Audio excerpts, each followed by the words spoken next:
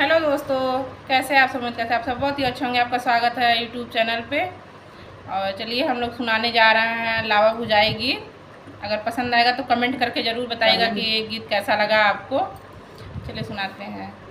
केथुआ के चूल्हा पत्ती, केथुआ के चलौनी जी, केथुआ के चूल्हा पत्ती, केथुआ के चलौनी जी, के कर दुलारी बहना लावा भुजे आई जी, के कर दुलारी बहना लावा भुजे आई जी।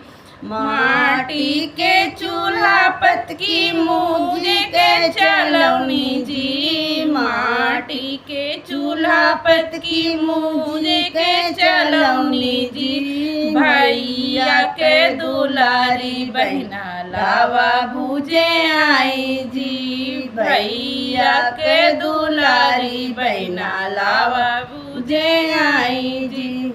फूटी गईले चूल्हा पत्ती मूंज के चलौनी जी, फूटी गईले चूल्हा पत्ती मूंज के चलौनी जी, भैया के दुलारी बहना लाजो न लजानी जी, भैया के दुलारी बहना लाजो न लजानी जी।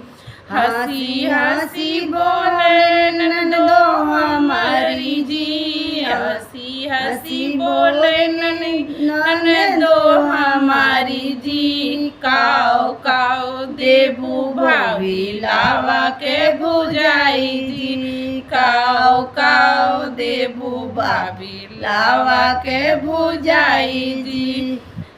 गौआ के गदवा देवे बूढ़वा बैलवा जी, गौआ के गदवा देवे बूढ़वा बैलवा जी, बनरा बिदैया देवे लावा के भुजाई जी, बनरा बिदैया देवे लावा के भुजाई जी।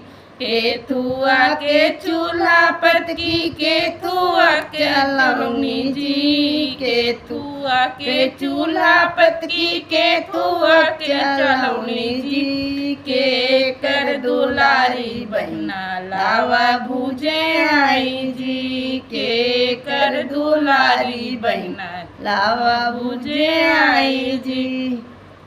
दोस्तों कमेंट करके जरूर बताएं कि हमारा ये गीत कैसा लगा, कि हमारा ये गीत आपको कैसा लगा। हाँ।